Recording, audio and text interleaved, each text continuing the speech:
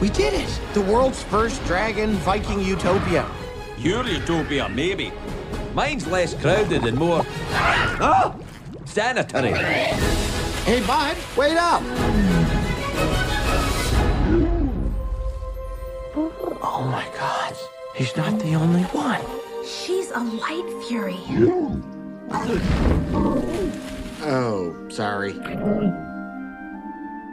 Today we're at the legendary Skywalker Sound in Northern California, where we'll be talking about the sound on DreamWorks Animation's How to Train Your Dragon, The Hidden World, the emotional conclusion to Hiccup and Toothless's journey.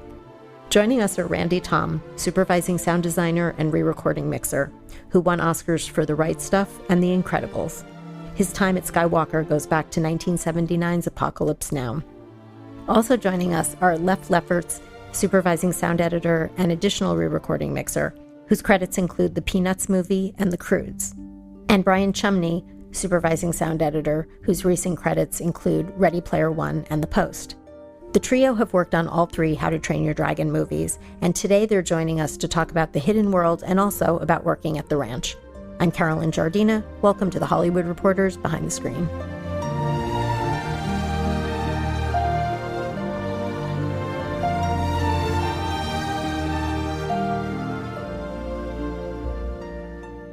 So welcome and thank you for joining us. First, I'd like each of you to introduce yourselves. Randy, would you like to start? Yeah, my name's Randy Thom, and I was sound designer, supervising sound designer, re-recording mixer on How to Train Your Dragon. My name is Lefferts. I was the supervising sound editor, also additional re-recording mixer on How to Train Your Dragon. And my name is Brian Chumney, and I was the co-supervising sound editor. Okay, welcome. Randy, we're going to start with you. A lot of this film involves the voices, if you will, of the different creatures. Would you tell us a little bit about some of the new dragons that we had in this film? The Light Fury was certainly the most prominent new dragon in this film, and she was a big challenge. I've attempted before to do female creature sounds, and the main challenge is that as humans, we don't really differentiate between male and female animal sounds. You know, you can't really tell whether you're hearing a male dog or a female dog or a male tiger or a female tiger. And same thing for dragons. So how do you make her sound female was the big question for me. And like always, I did a lot of experimenting and tried various things and played them for Dean. And you know, he liked some and didn't like others so much. And it turned out that, you know, pitching up some of the kinds of sounds that I'd been using for Toothless was part of the solution, including pitching up my own voice, because you are the voice of Toothless, yeah, right? Some of Toothless is me, my voice. And we decided it would also help kind of twist her in a female direction if we used some feline kinds of sounds. So there are some cats in there for the Light Fury. And then for Toothless, did you do anything different this time around? Because he has much more of a character arc this time. Yeah, Dean really wanted the dragons to feel in this film like they spoke, like they had a language. So it needed to go way beyond just kind of grunts and roars and growls. So it involved essentially sometimes putting together little sentences for each of the dragons, and especially Toothless. Very often in the first films, he would utter, you know, one syllable or maybe two syllables. And this time we tried to give him, you know, sentences. And I think it turned out way more expressive that way. And I guess we succeeded because people are telling me that it sounds like they're speaking a language. Could you give us an example? Yeah, I was afraid you were going to ask that. The way that I've done Toothless's voice is not really ADR style, which means automated dialogue recording, which is the process that you use when a human revoices his character in post-production. And in that process, you essentially watch the sequence on a screen and you speak as you see your character speak. That's not the method I've used for Toothless. I compose it very kind of rigorously and meticulously out of bits and pieces of things. So unfortunately, it's, what you're asking for is not something that I can do extemporaneously. Wish I could. Okay. Brian, what were some of the sounds that challenged you? I mostly focus on the dialogue on this film, so I was mostly doing all the production recordings and editing, cleaning those up, and then working with actors on ADR and building the loop group. So making sure that all of the performances are the best they can be, and what Dean wants is always the clear thing, and Dean always has the clearest ideas of what he wants. Working with Gerard Butler on the second film, obviously he's not as important in this film, but he has a couple of key scenes, and making sure that his performance is both as stoic as both powerful and also intelligible was always a concern that even Gerard Butler had, to make sure that that stoic is understandable, yet also, has the heart and the power that he's supposed to have. Now, many of these actors have been with the series since the first film, so they've been living with these characters for a while. Does that change the dynamic at all when you're working on this third one? It does, because a lot of times it's seen as how the characters have aged and how the performers have kind of run with that and has kind of matured them has been interesting to see. And so sometimes the actors would forget where they were. It's like, oh wait, no, I'm 3 years older, or I think it was 2 or 3 years older than the previous film. And so Jay especially was really good at that. And he was like, oh yeah, no, that's the first movie's version of Hiccup. It's like, I got to be a little more gruff in this one, or I have to, manage my performance accordingly. So it's great working with such a great cast. Now, in this film, they leave Burke, their home, and in parts of it, we see them in the hidden world, which is where the dragons reside. There's so much going on in the hidden world. Tell us about recording all the different dragon sounds, and then how did you mix it? Sure. I think one of the most curious things about the hidden world is that there's a huge musical element to it. And Randy and I had worked with John Powell on a lot of different films, but specifically all three of these. And Randy and John met very early on to talk about how that handoff was going to be made. And they created a lot of different sort of musical elements together to blend in both on the effects side so that we could start to establish the sounds of the hidden world and then let the music take it over for certain places. And so there was making sure that all blended together very easily. You'll notice that in a lot of cases, while the music's carrying everything, there aren't a lot of dragon sounds, but then it gives us the chance to, once the music and the feeling of the world is established, then we get back into the story and we get back into all of the different dragons responding to Toothless being the new king. And that handoff is very delicate, and spend a lot of time going back and forth between the effects and the dragon sounds along with the music.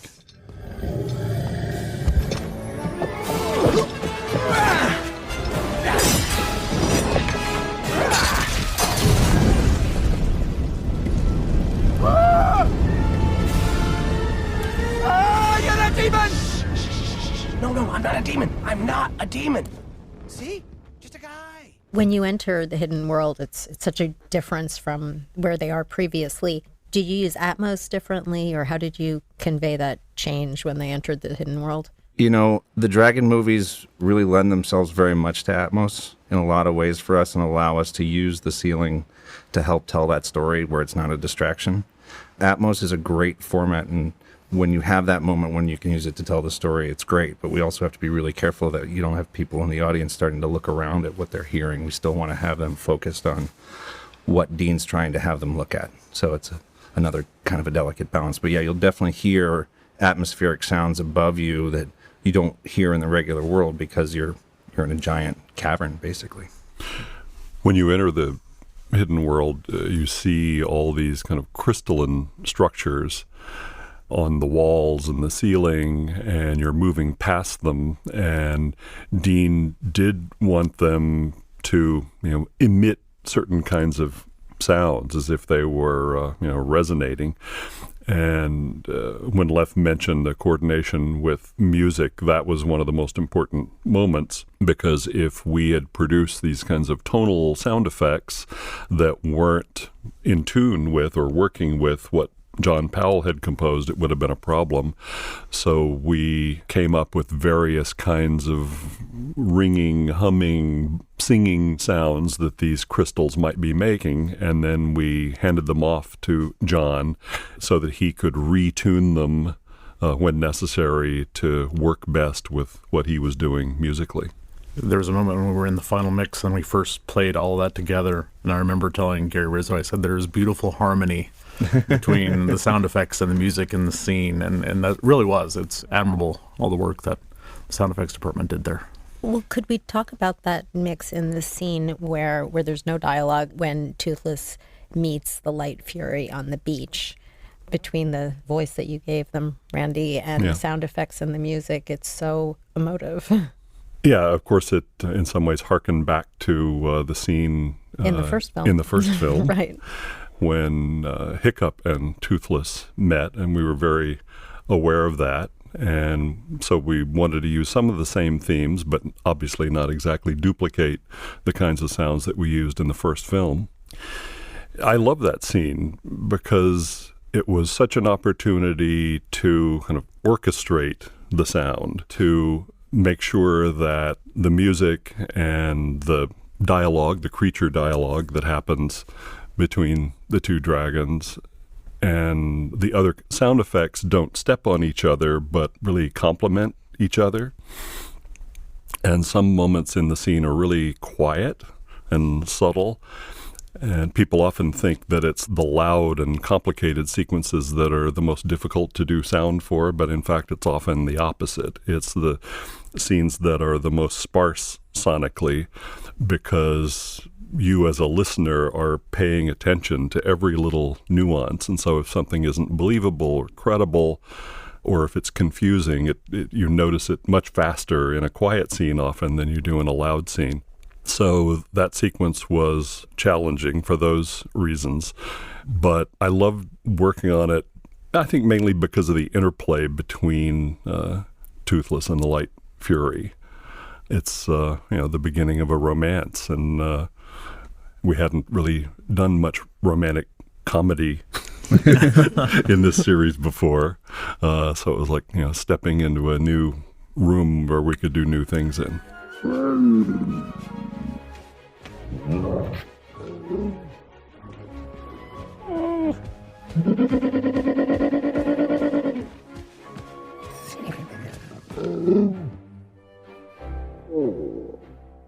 One of the cool things about that romance was how Dean communicated their dialogue, because that's how he treated it, right? He actually, and he would even say to us, when Toothless says this and when the Light Fury says that, right? And I think it was even in the script. I think he actually had their dialogue in the script. Well, and to go back a little to what Randy was saying earlier, Dean and Randy, a lot of their talks about the interaction between the two dragons, Dean wrote dialogue for them. Wrote English dialogue. And, that was a huge challenge to try to figure out how to get all of those emotions out, but have them still be themselves. And that's one of the reasons also why that scene plays so well, is because you understand everything that they're saying to one another. You understand the little asides between Toothless and Hiccup. It all plays beautifully, and we all understand it.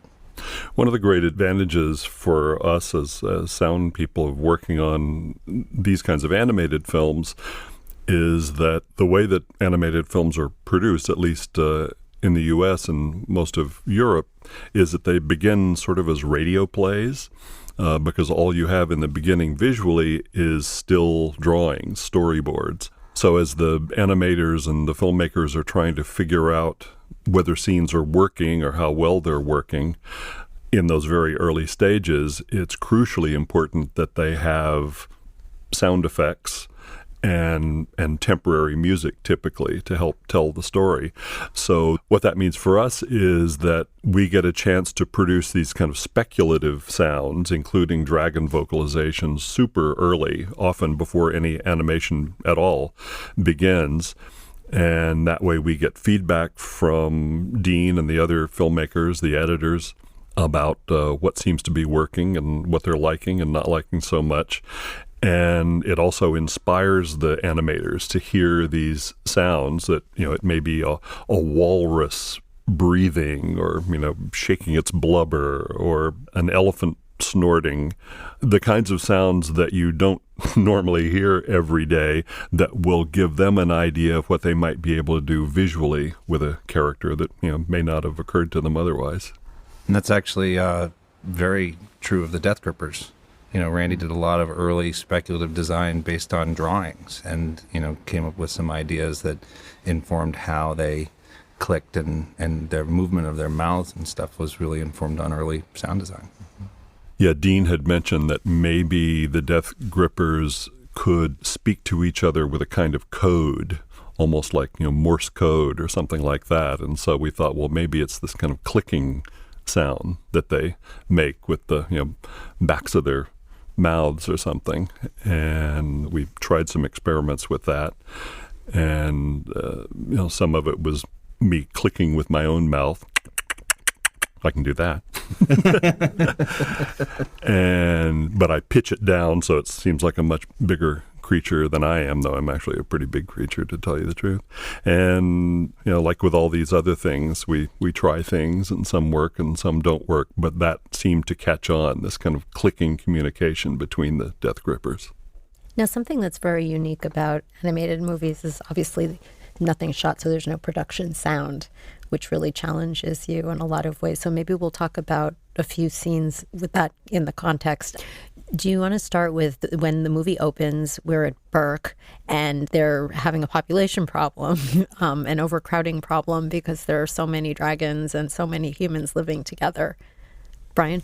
Yeah, I mean, that's the fun part, is both making it sound crowded, but also so we could actually still follow the story, right? Because if it were to sound as chaotic and as maddening as it could, then we wouldn't be able to hear or follow anything that's really happening on screen or follow the story. And so since the story is the most important thing, the fun part of that sequence is we're kind of guided with sound, right? And that even though there's tons of crowds and tons of dragons, we're focusing and we're watching, like we're hearing the crowd, we're still hearing day-to-day life on Burke with the human voices and the crowd sound effects and the loop group, and then we've also got music. So there's a lot of, that was probably in the mix, there was a lot of time and effort put in that sequence to make sure that we could sell the congestion but also be intelligible. And then the final climactic sequence, would you talk about putting all of those elements together? Part to what Brian was just saying, we try to, in each of the departments, in both music, dialogue, effects, and with Foley, we try to make sure that we cover every possible sound and idea and kind of overdo it a little bit. Like the crowds that Brian cut are bigger probably than what's finally there, because we have to be able to pick and choose where we're featuring the crowds or the principals or the dragon vocals and all that, or the score. And so I think that that's always the big challenge, where we kind of have to have an idea of what we think it should sound like. But when you get to that mix, it's always going to be a little different than each of us may have imagined how it's going to be, because we haven't heard the final score. We don't have Dean with us all the time, and it kind of changes a little bit. Like it might be, let's just let everything go away except for the music for this one little moment, and then it's going to be all dragons when they all fly away, or perhaps that one moment when Hiccup arrives and Toothless is gone, and you see the Grimmel come up with them kidnapped. It's actually pretty quiet. And the sonic handoffs that happen between departments in the mix, right, where you're going from one to the other. That's a big challenge, and that's, Randy and Gary and Sean have that challenge of doing that dance together, and with Dean and the picture editors and the producers all kind of chiming in with it all. It's a really interesting, it's probably the most fun. Because you've got a full-scale naval battle that's occurring in the midst of like them trying to rescue prisoners, and then intimate dialogue moments in between there, like romantic moments between two characters, and like so much going on. And so there's just constantly guiding everyone sonically as well as visually. And it always involves a lot of very meticulous sound editing adjustments, even in the final mix. There'll be a line of dialogue that we're not hearing because it's being obscured by a Death Gripper roaring in the background or by some impact. And very often the way to solve it is not necessarily to make the creature roar or the impact quieter, but it's to move it slightly in time. And sometimes we'll move the dialogue slightly in time too, but very often just moving a sound like a dragon roar a quarter of a second later or earlier will clear just a long enough moment to make a line of dialogue intelligible. So we spend quite a bit of time, believe it or not, in the final mix of the film doing those kinds of little sound editorial adjustments. Yeah, sound effect, advance one sound effect, quarter of a frame or something like that, and then to move the dialogue a little later, another quarter of a frame, and then you open up that gap, and then it works. What's a few frames among friends, Exactly. Right? Yeah, it's almost like we're a team. You brought a baby to a battle. I wouldn't do that if I were you.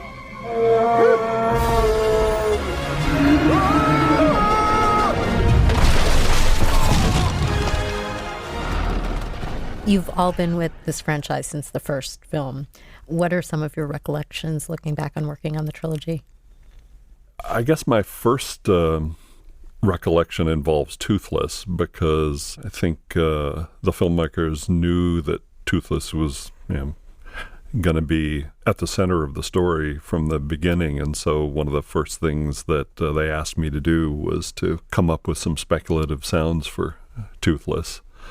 And we knew that he would start small at a certain point, but actually I think when I began working on Toothless, the first thing I was asked to do was to come up with a big Toothless sound, and then they decided a little bit later that they should start him as a baby or a smaller creature.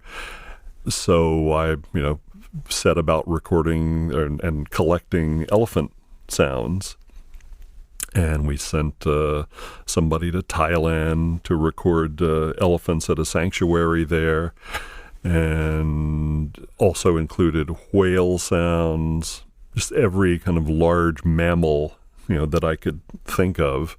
And I just remember being delighted when I started getting some positive feedback from the directors and the editors about the kinds of sounds that we were finding. I think the first memory for me after we started collecting all of those sounds was the challenge of Randy and I trying to build that first scene when Hiccup discovers the injured Toothless, and that whole interaction, and Randy creating all of these new, vocals and creating this voice for Toothless. And it was all storyboards at the time. And, you're, as Randy had mentioned before, you're creating a radio play. There's nothing really to sync to or anything like that. You're just trying to help tell this story. And to then take all of that speculative material that he had been working on, and as he's building Toothless's voice and then sort of building the environment around it, and it was, you kind of knew at that point that this was going to be a fun movie to work on.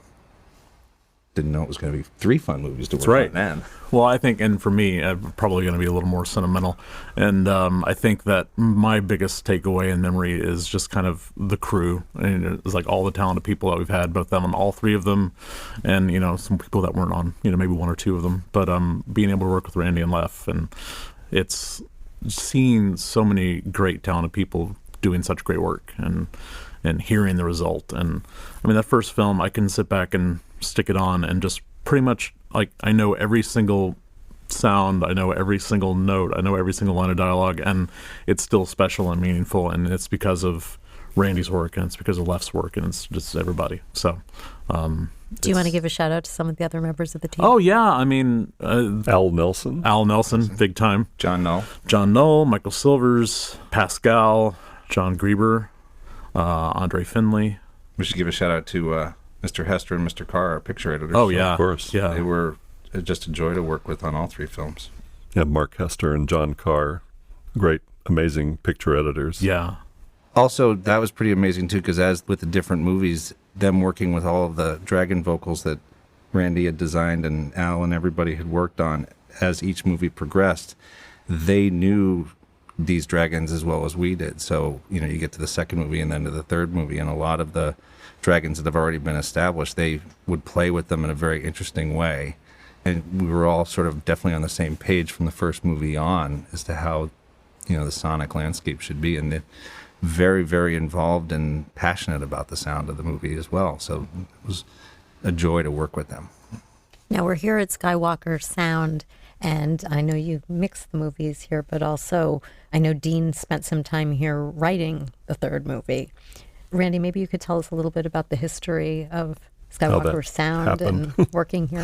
Yeah, I often say I was here before there was a here, because George Lucas bought this property in the late 1970s, and nothing was built on the property for a few years, and Ben Burtt, the legendary sound designer of the Star Wars and Indiana Jones films, and I would come out here to the ranch and record, gunshots and explosions. We could do anything we wanted in those days because I'm a little jealous about that. we were usually the only people here, and sometimes we'd bring out a pyrotechnics expert to help us if we were going to actually explode something rather large.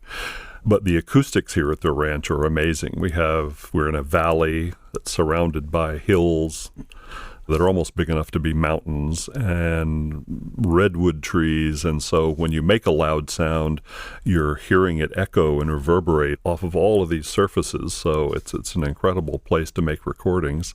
And it's quiet. It's super quiet, so you can record subtle things also without hearing cars in the background. Very few planes fly over this particular part of Marin County. So I watched the buildings go up, and we recorded those too. We're used to turning on a tape recorder almost anytime anything happens that might be interesting on some future movie. And one of the things that's kept me going and interested in the work and energized is not only the great movies that we get to work on, but watching each new generation of people come to the ranch and Skywalker Sound. And the guys sitting next to me are certainly two of those. And it's great to watch sort of the baton being handed from people like Ben Burtt and myself to these younger people, and see them do things that wouldn't have occurred to us to do creatively, and see the Skywalker tradition go on. Well, thank you, and it wouldn't we wouldn't be here without you. And absolutely, and both creatively and as a friend and mentor and all of that. You can send the checks later. Okay, good. I thought you wanted cash. No, one of the coolest things about Skywalker from the moment I got here 14 years ago, it's a family. It's something that I think, George always wanted this to be sort of a collegial environment. And it's amazing how everybody here supports each other, and how we all just get to grow together and learn all from one another. I mean, isn't a day that goes by that I don't learn something from Randy for all the years I've been working with him. It's amazing to me, and it's an honor and a privilege to be here. Yeah, George Lucas always said that he wanted Skywalker Ranch and Skywalker Sound specifically to kind of embody what were for him the best parts of film school. The collegiality that Leff just mentioned, and risk-taking and not being afraid to experiment. That's certainly one of the reasons I've stayed here. This is my 40th year at Lucasfilm, and it's that attitude that keeps me coming back. Thank you so much, all of you, for joining us. It's our pleasure. Thanks for having us. Thank you.